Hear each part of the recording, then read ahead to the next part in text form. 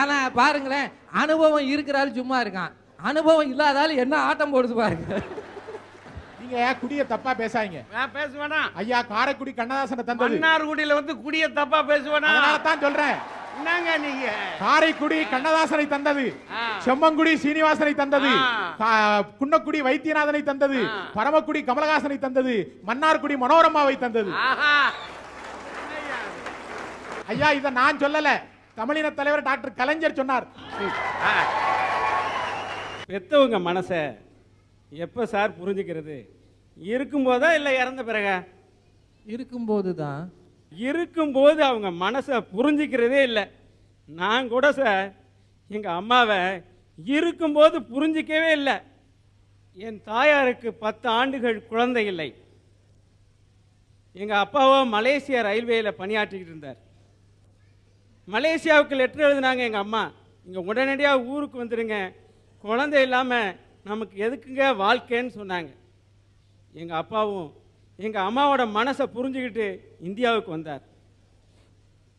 என் தாய் ஒவ்வொரு ஞாயிற்றுக்கிழமையிலையும் எல்லா வீடுகளுக்கும் சென்று மடிப்பிச்சை வாங்கிட்டு வந்து அதை மண்ணில் உருட்டி வச்சு புறங்கையை கட்டிக்கிட்டு அந்த மண் உருண்டைகளில் சேர்ந்து அந்த சோத்தையும் உண்டார்கள், குழந்தை வேணுங்கிறதுக்காக. கொஞ்ச நாள் கழித்து நான் பிறந்தேன். நான் நோய் நொடியில் ஏதாவது இறந்து போயிடுவோன்னு கவலைப்பட்டுக்கிட்டு என் தாய் கணவர் மட்டும் நல்லா இருக்குன்னு நினச்சி எல்லாரும் தங்களுடைய தாலியை கட்டி உண்டியலில் போடுவாங்க. எங்கள் அம்மா நான் நல்லா இருக்கணும்னு நினச்சி தங்களோட தாலியை கட்டி உண்டியலில் போட்டாங்க சார். நான் வளர்ந்தேன். எங்களுக்கு பொருளாதாரத்தில் ரொம்ப பின்தங்கி போயிட்டோம். வறுமை வாட்டுனுச்சு. எங்கள் வீட்டில் ஆடு மாடெல்லாம் வளர்த்தோம். எங்கள் அம்மா அதிகாலையில் ஆஸ்மாவோட அந்த மாட்டை ஓட்டிக்கிட்டு டிப்போவுக்கு போவாங்க. தம்பி, இந்த கண்ணுக்குட்டி என்னை இழுக்குதுரா, நீனும் என் கூட அந்த கண்ணுக்குட்டியை ஓட்டிட்டு வாங்கன்னு கூப்பிடுவாங்க. நான் ஏந்திரிக்க மாட்டேன். போறியா இல்லையா, உனக்கு வேறு வேலை இல்லையான்னு அதட்டுவேன். எங்கள் அம்மா நம்ம பிள்ளைய தொந்தரவு பண்ணக்கூடாதுன்னு ஏன் மனசை புரிஞ்சுக்கிட்டு அவங்க ஒண்டியாக கஷ்டப்பட்டுக்கிட்டு அதை ஓட்டிகிட்டு போய் பால் கறந்துட்டு வருவாங்க. நான் 10வது படித்தேன்.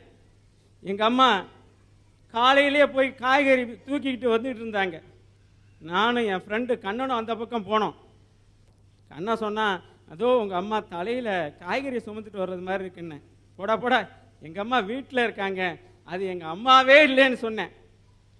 எனக்காக தலையில் காய்கறியை சுமந்துட்டு வந்த எங்கள் அம்மாவை பெத்த அம்மா இல்லைன்னு சொன்ன பாவிங்க. நான் திரும்பி வந்துக்கிட்டு இருந்தேன்.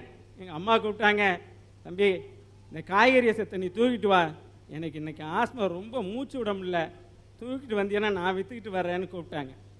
வயிற்றில் சுமந்தாங்க, இடுப்பில் சுமந்தாங்க. எனக்காக தலையில் சுமையை தூக்கிக்கிட்டு வந்தவங்களுக்கு சுமையை நான் வாங்கிக்கல சார். 18 வயசானுச்சு. ரேடியோ ஸ்டேஷன்லேருந்து எனக்கு நடிக்கிறதுக்கு கூப்பிட்டுருந்தாங்க. நான் நாளைக்கு காலையில் ரேடியோ ஸ்டேஷன் போகணும், எனக்கு 100 ரூபா பணம் வேணும்னு. எங்கள் அம்மா வீடு வீடாக ஏறி இறங்கினாங்க 100 ரூபா பணத்துக்கு. காலையில் 6 மணிக்கு எங்கே வாங்கினாங்களோ கொடுத்து போயிட்டு வாப்பான்னாங்க. நானும் வாங்கிட்டு போய் நடிச்சுட்டு வந்தேன். செக்கு கொடுத்தாங்க. எங்கள் அம்மாவோட மனசை புரிஞ்சிருந்தா நான் என்ன செஞ்சுருக்கணும்? எங்கள் அம்மா கையில் கொடுத்துட்டு காலில் விழுந்து தொட்டு கும்பிட்டுருக்கணும். அந்த செக்கை நான் கொண்டு மாற்றி அந்த காசை நானே செலவு பண்ணிவிட்டு 100 ரூபாயை தூக்கி எறிஞ்சேன், இந்தாங்க உங்கள் காசுன்னு.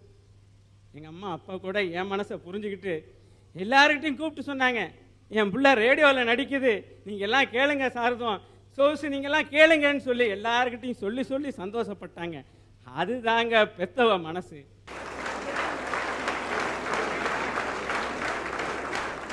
காலம் ஓடுனுச்சு. பிஎட் படிக்கணும்னு ஆசைப்பட்டேன். எம்மா பரீட்சைக்கு பணம் கட்டணும்னு எங்கள் அம்மா தான் காதில் கிடந்த தோட்டை கயற்றி கொடுத்தாங்க. தோட்டை கயற்றி கொடுத்துட்டு எங்கள் அம்மா என்ன செஞ்சாங்க தெரியுமா? சீவு பூச்சைக்கு உடச்சி காது தூந்துடக்கூடாதுன்னு போட்டுக்கிட்டாங்க. தான் புள்ள பிஎட் படித்து வேலைக்கு போய் சம்பாரிச்சு தான் காதுக்கு தோடு வாங்கி போடுன்னு ஆசைப்பட்ட அவங்க ரொம்ப நாளைக்கு இருந்து வாழலை. செப்டிசீமியாங்கிற ஒரு கடுமையான நோயால் பாதிக்கப்பட்டவங்க தஞ்சாவூர் மருத்துவக் கல்லூரிக்கு கொண்டு போனோம். அங்கே கொண்டு சேர்த்துட்டேன்.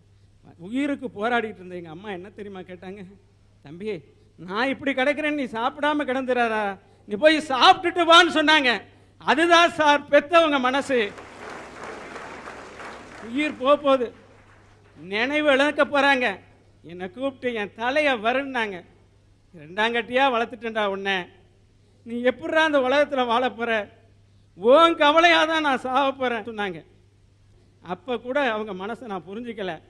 எங்கள் அம்மா இறந்து போயிட்டாங்க. இறந்த பிறகு தான் என் வாழ்க்கை வெறுமையாக இருந்ததை நான் தெரிஞ்சுக்கிட்டேன். அப்போ போய் எங்கள் அம்மா மனசை புரிஞ்சுக்கிட்டு கதறினேன், கண்ணீர் வடித்தேன் சார். எங்கள் அம்மா திரும்பியா வரப்போகிறாங்க. இன்றைக்கி நான் நல்லா இருக்கேன். நானும் என் மனைவி கை நிறைய சம்பாதிக்கிறோம். 8 லட்ச ரூபாய்க்கு வீடு கட்டியிருக்கேன். இதெல்லாம் யார் இருந்து பார்க்கணும்? எங்கள் அம்மாலாம் இருந்து பார்க்கணும். சின்ன பிள்ளையிலேருந்து கஷ்டப்பட்ட எங்கள் அம்மா இப்போ இருந்து பார்க்கலன்னு நான் தினம் அழுதுகிட்டு இருக்கேன். பெத்த மனசை புரிஞ்சுக்கிறதுக்கு நமக்கு மனப்பக்குவம் வேணுங்க. வாழ்க்கையில் நமக்கு சோறு ஊட்டின அந்த கைகள் சோர்ந்து போகும்போது உங்கள் கையால் சோறை ஊட்டி விடுங்க. உங்களுக்கு உடை உடுத்தின அந்த கைகள் ஓய்ந்து போகிற போது உங்கள் கையால் அவங்க உடைகளை உடுத்தி விடுங்க.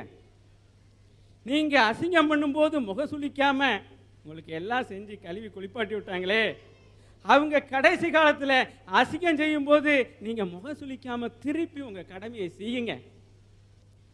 அவங்க மரண போராட்டத்தில் இருக்கும்போது, உயிருக்கு இழுத்துக்கிட்டு இருக்கும்போது ஆதரவாக உங்கள் கையோட அவங்க கையை சேர்த்து பிடிச்சிக்கிங்க. அப்பா நான் இருக்கேன்னு சொல்லுங்க.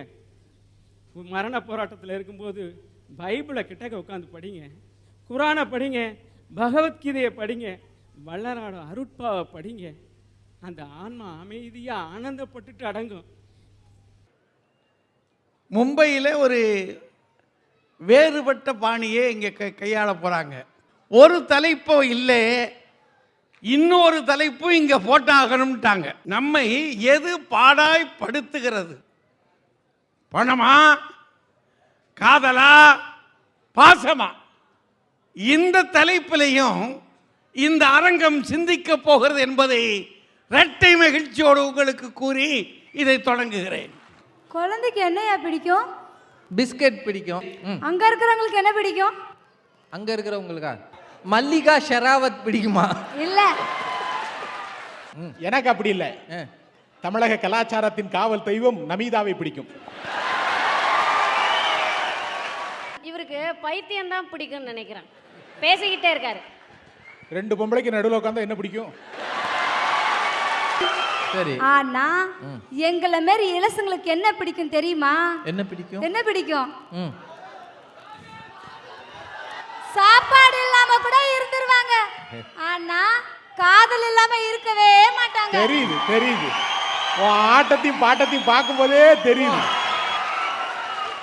காதல் பண்ணாதீங்க, காதலே பண்ணாதீங்க, ஆசை வைக்காதீங்க, ஆபத்தில் சிக்காதீங்க. உள்ள மனுஷனையே முட்டாள ஆக்குது, காசு பணம் உள்ளவனையே கடங்காரனா பாக்குது. இத பத்தி தாங்க நான் பேச வந்திருக்கிறேன். நீரின்றி அமையாத இவ்வுலகுன்னு பாடினான் வள்ளுவன். அந்த நீரையே நம்ம இன்னைக்கு பல பகுதியில் பைசா கொடுத்து வாங்கிட்டு இருக்கோம். நீங்க பம்பாயில இருந்துகிட்டு தண்ணியை பத்தி பேசப்படாது. எந்த ஊர்ல தண்ணி பிரச்சனை இல்லைனாலும் தண்ணி ரெகுலரா 24 மணி நேரமும் கிடைக்கிற ஒரு பெருமை வாய்ந்த நகரம் பம்பாய். என்னையா இது? படிச்சவன், படிக்காதவன், அறிஞ்சவன், அறியாதவன், தெரிஞ்சவன், தெரியாதவன், புரிஞ்சவன், புரியாதவன், ஏன் உங்களையும் என்னையும் எல்லாரையும் ஒட்டு மொத்தமா முட்டாளாக்க கூடியது பணம் தான்னு உங்களுக்கு தெரிஞ்சதை நான் சொல்ல வந்திருக்கேன்.